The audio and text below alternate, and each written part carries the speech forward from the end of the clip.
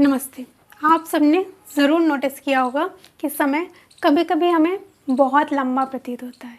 जैसे कि जब हम कुछ ऐसा करते हैं जिसको लेके हम बिल्कुल भी इंटरेस्टेड नहीं है, कोई एक्साइटमेंट नहीं है, कोई उत्साहिकता नहीं है, तो हमें समय बहुत लंबा प्रतीत होता है।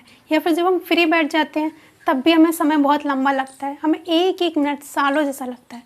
और दूसरी तरफ जब हम कोई ऐसा काम करना स्टार्ट कर देते हैं जो बहुत इंटरेस्टिंग है, जहाँ हम सारी बातें भूल जाते हैं, हमें कुछ भी याद नहीं रहता उस काम को करते समय, तो हमें समय का पता ही नहीं चलता। जब हम किसी ऐसी चीज़ के बारे में बात करते हैं या मूवी, कोई ऐसी फेवरेट मूवी देखते हैं या रील्स को स्क्रॉल करते जाते हैं, तो हमें समझ ही नहीं आता कि इतना समय कैसे निकल गया, राइट? तो ऐसा क्यों होता है कि बाहर की दुनिया में समय वही है, घड़ी वही टाइम दिखा रही है, लेकिन हमें उसका कभी-कभी बहुत ज़्यादा आभास होने लगता है और कभी-कभी पता ही नहीं चलता कि कहाँ निकल गया। तो ऐसा क्यों होता है? इससे पहले हम समझते हैं कि समय उत्पन्न कैसे होता है। इसके बाद हम समझेंगे कि वो कम या ज़्यादा क्यों प्रतीत होता है, क्यों हमें लंबा या बहुत छोटा-सा लगता है। तो हमें पता है कि आज हमारे पास बहुत सारी जानकारी हमारे पास्ट के बारे में, हमारे फ्यूचर के बारे में भी है, जो कि फिक्स नहीं है, हमारे सिर्फ दिमाग में है। हमें पता है कि हमें क्या करना है, क्या होना है, राइट? तो हमारे माइंड में बहुत सारे कंपैरिजंस हैं, पास्ट की फॉर्म्स को लेके, अभी की फॉर्म को लेके। हमें पता है कि पहले हम कैसे काम करते थे, कैसे सोचते थे, आज हम कैसे काम करते हैं, कैसे सोचते हैं, कैसे दिखते हैं। तो यहाँ पे डिफरेंस है, कंपैरिजंस है, राइट?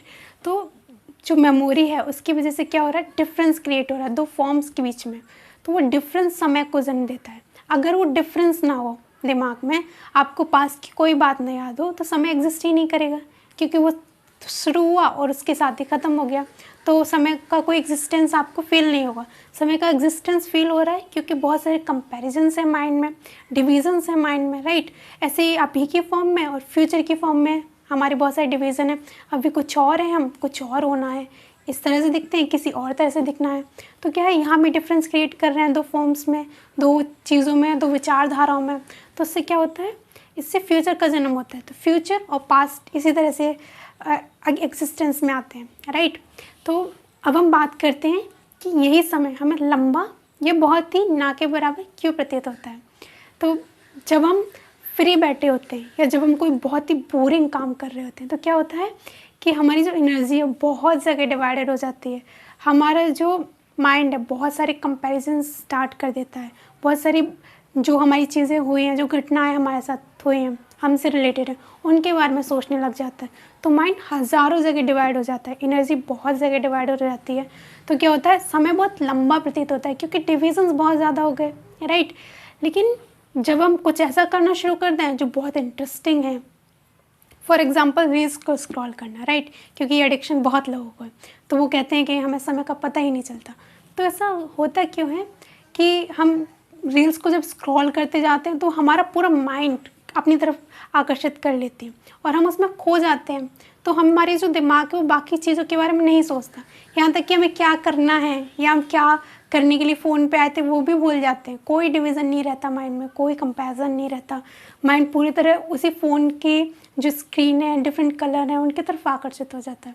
तो फिर क्या होता है, हमारे जो डिविजन्स ख़त्म हो गए बाकी सारे, तो समय का आभास नहीं रहता, क्योंकि समय का आभास समय उत्पन्न ही हो रहा है कंपैरिजन्स की वजह से। कोई कंपैरिजन नहीं रहा, जो डिविजन्स हैं वो ख़त्म हो गए, जो हमारी एनर्जी वो वन पॉइंटेड हो जाती है।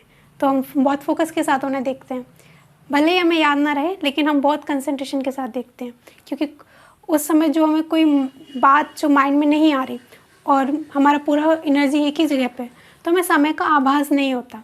तो यही रीज़न है कि हमारी जो साइकोलॉजी के हिसाब से अलग अलग परिस्थितियों में समय का अलग अलग आभास होता है।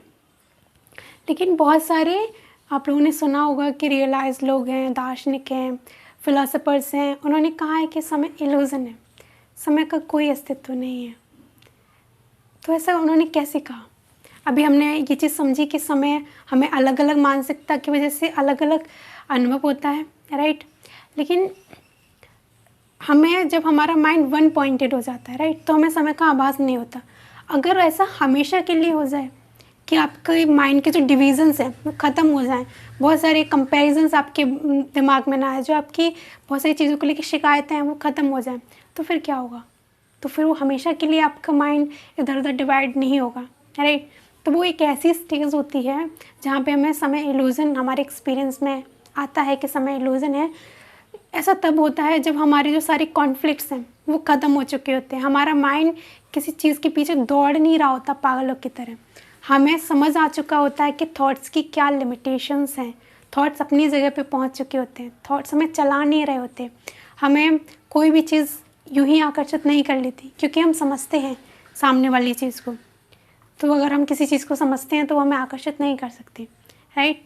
हम किसी चीज़ के बारे में नहीं सोच रहे कि हमारे साथ क्या हुआ था, क्या हो रहा है, हम हर एक पल में जीने लग जाते हैं। तब ऐसा होता है कि समय इल्यूज़न होने लग जाता है, आपको आभास होने लगता है कि समय इल्यूज़न है, क्योंकि कोई कंपैरिजन ही नहीं रहा दिमाग में।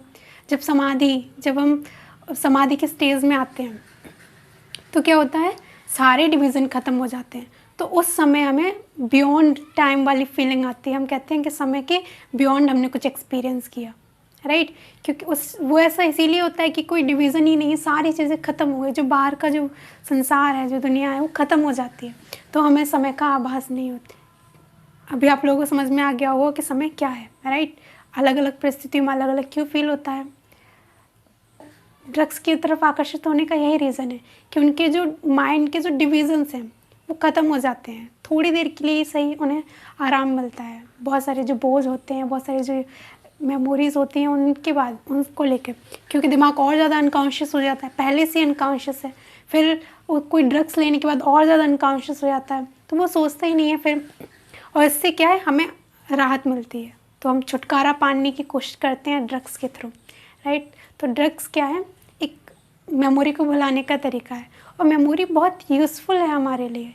हमारे पास मेमोरी है, इसीलिए हम घर वापस आ पाते हैं। हमें पता होता है कि हमने सामने वाले को क्या दिया है, क्या लिया है, क्या कहा था, क्या कहना है, राइट, क्या पढ़ा है, ये सारी चीज़ें हम कर पाते हैं क्योंकि मेमोरी है हमारे पास। तो जब वो मेमोरी को हैंडल नहीं कर पाते तो हम कहते हैं काश मैं ये भूल जाता या मैं वो भूल जाता, राइट।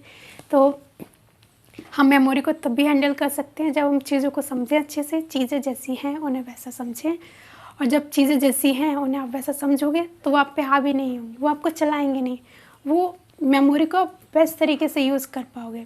थॉट्स की अपनी जो लिमिटेशन है वो वहाँ पहुँच चुके होंगे, वो आपको नहीं चलाएंगे।